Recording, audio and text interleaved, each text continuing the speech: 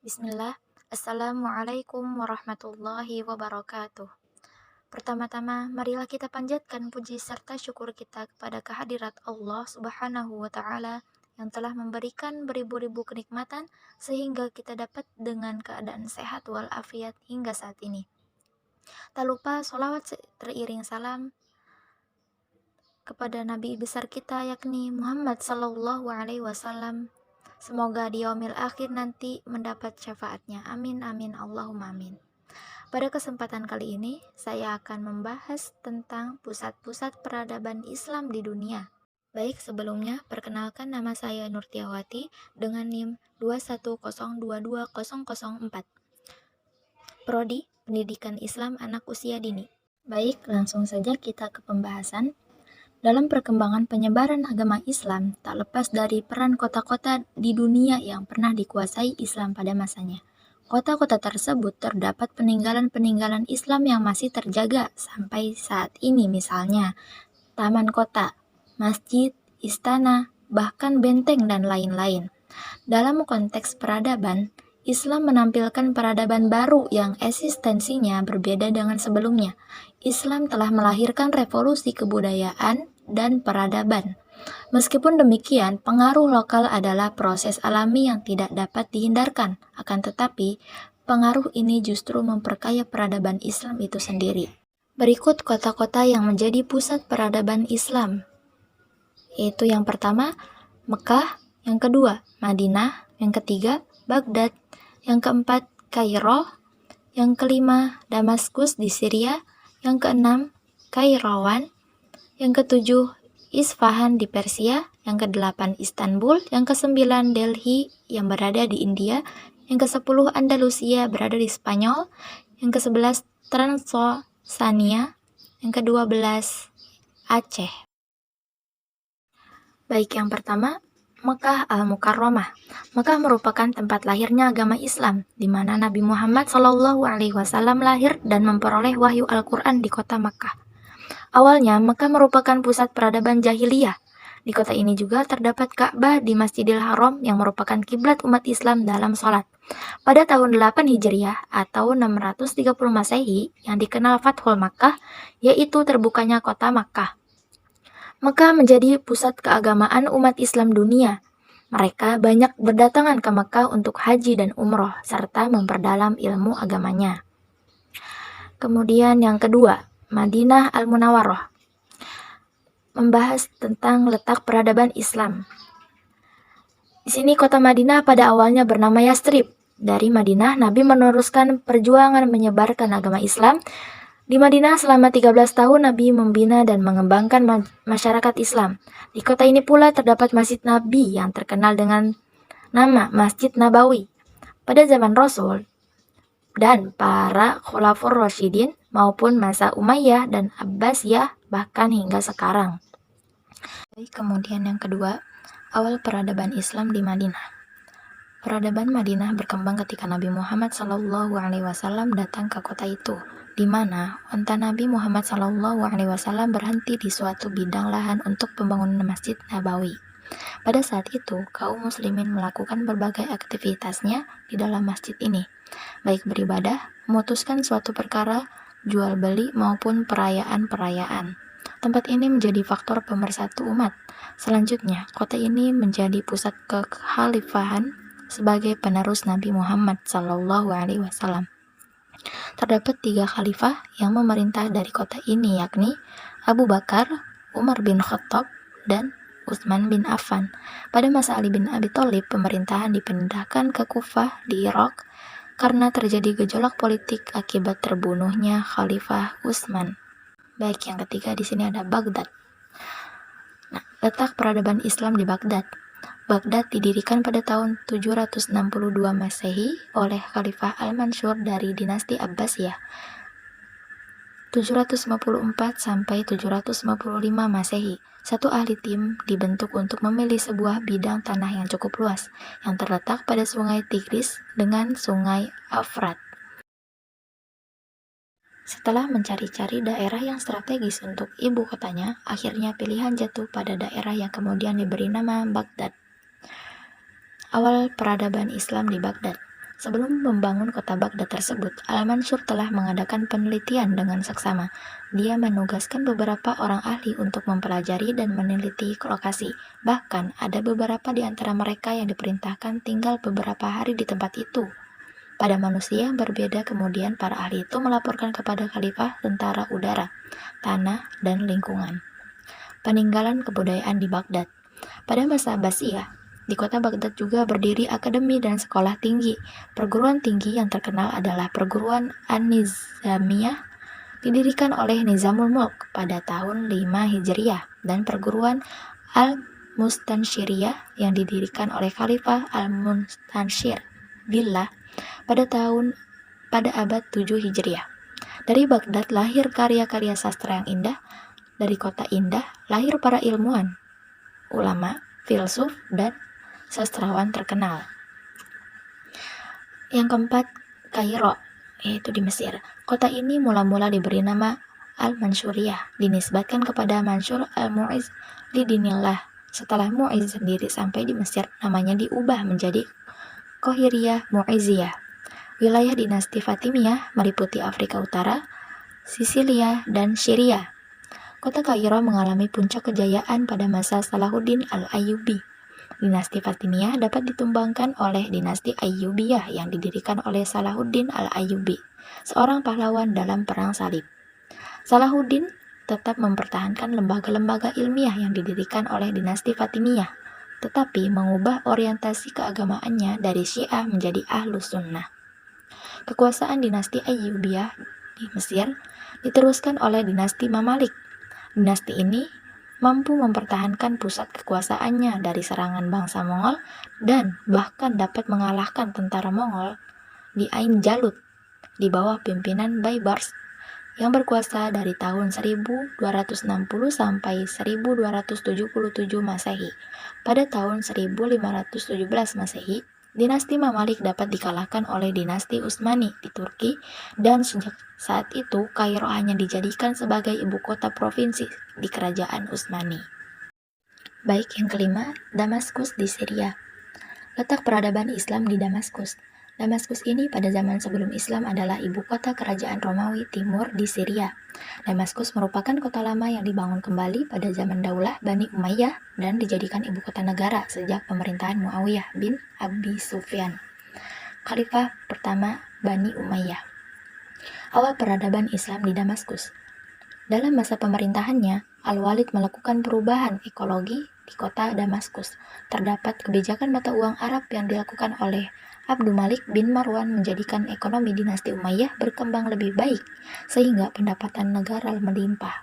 Hal ini sangat berguna sebagai dana dalam pembangunan kota Damaskus. Keenam, itu ada Kairouan. Kairouan merupakan kota baru yang terletak di Afrika Utara. Kota ini dibangun pada masa dinasti Umayyah. Sesuai dengan kota-kota Islam yang lain, Kairouan dibangun dengan gaya arsitektur Islam yang dilengkapi dengan berbagai gedung, masjid, taman, daerah perdagangan, daerah industri, daerah militer, dan sebagainya.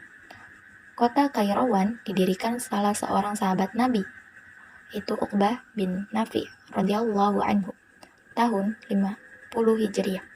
Tujuan dibangunnya kota ini agar umat Islam dapat tinggal dan menetap di tempat itu. Pasalnya, Uqbah merasa khawatir kalau penduduk asli bangsa Afrika di sana kembali memeluk agama tradisionalnya bila ditinggalkan muslimin Arab. Kairouan merupakan pusat Islam pengetahuan pertama di Arab Maghribi, disusul oleh Cordoba di Andalusia dan Fas di Maroko.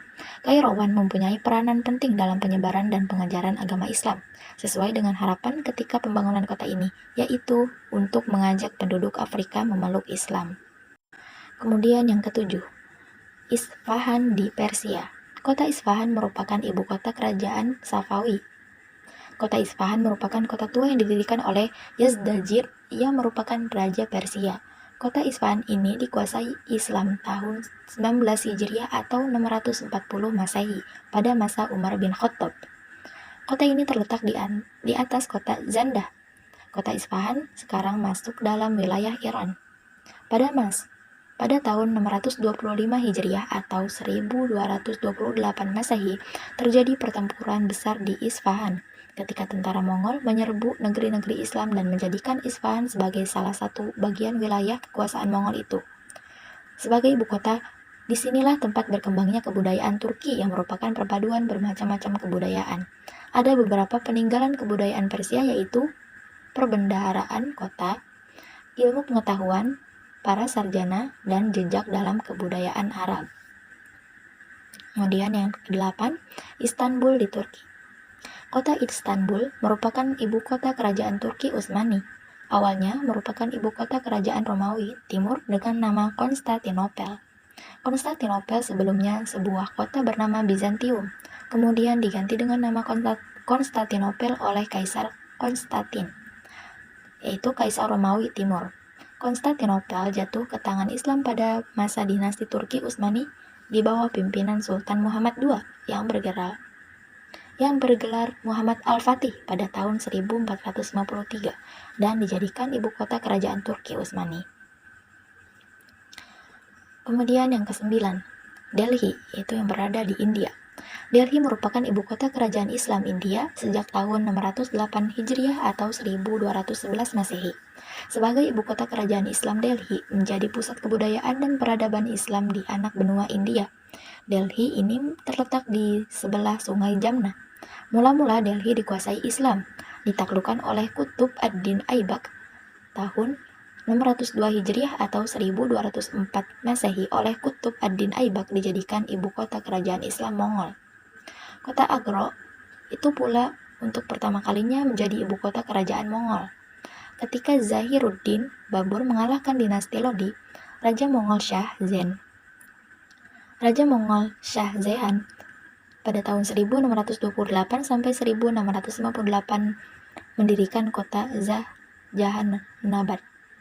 Shah Jahan mendirikan monumen yang sangat bersejarah yang sangat indah dan menjadi salah satu dari 7 keajaiban dunia, yaitu Taj Mahal, sebuah monumen untuk mengenang istri tercintanya Mumtaz Mahal. Baik, lanjut yang ke-10, Andalusia yang berada di Spanyol. Andalusia ini ada beberapa wilayah yang menjadi pusat peradaban Islam di dunia. Yang pertama itu ada Cordova. Cordova adalah kota lama yang dibangun kembali dengan gaya Islam. Dari kota ini lahirlah filsuf Ibnu Rushd atau Averroes. Kota ini pertama kali dimasuki Islam pada tahun 711 Masehi oleh pasukan Islam di bawah pimpinan Tariq bin Ziyad. Kemudian yang kedua ada Granada. Kota Granada terletak di tepi sungai Genil di kaki gunung Sierra Nevada, berdekatan dengan pantai laut Mediterania atau Laut Tengah. Kota ini berada di bawah kekuasaan Islam hampir bersamaan dengan kota-kota lain di Spanyol yang ditaklukkan oleh tentara Bani Umayyah di bawah pimpinan Tariq bin Ziyad dan Musa bin Nushir pada tahun 711 Masehi. Pada masa pemerintahan Bani Umayyah di Spanyol, kota ini disebut Andalusia Atas. Dan terakhir itu ada Sevilla. Kota Sevilla dibangun pada masa dinasti Al-Muwahhidin. Kota ini pernah menjadi ibu kota Andalusia. Semula kota ini adalah rawa-rawa. Pada masa Romawi kota ini bernama Romula Augusta, kemudian berubah menjadi Hispah sebelum menjadi Ashibiliyah. Yang ke-11 itu ada Transylvania.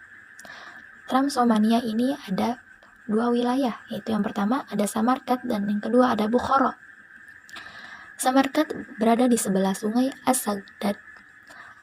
Riwayat tentang kota Samarkand yang tertua disebutkan dalam berita-berita tentang peperangan Iskandar Zulkarnain.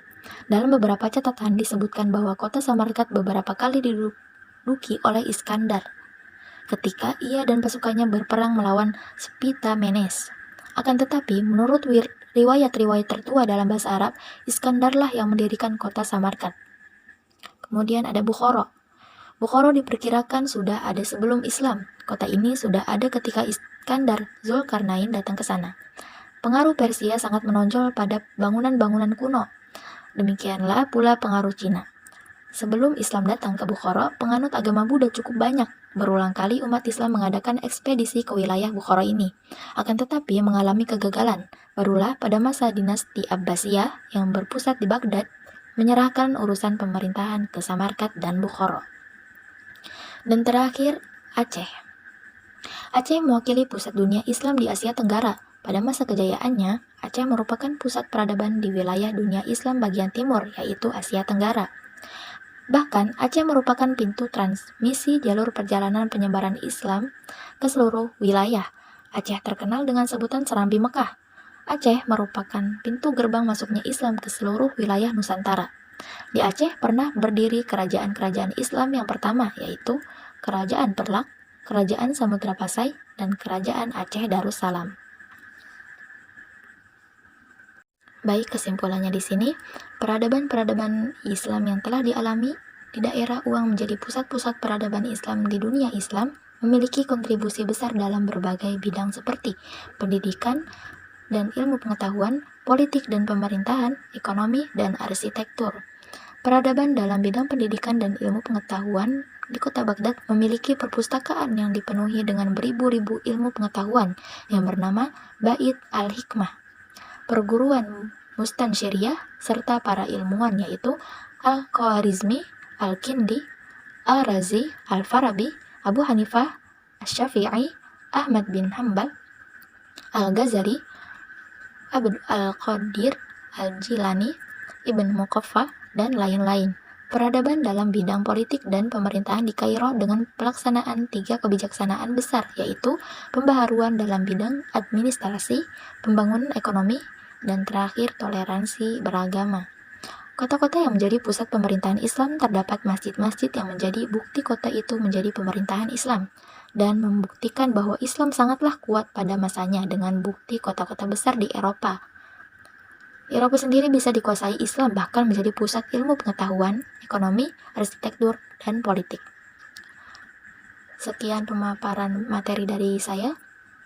Mohon maaf bila ada salah. Saya tutup. Wassalamualaikum warahmatullahi wabarakatuh.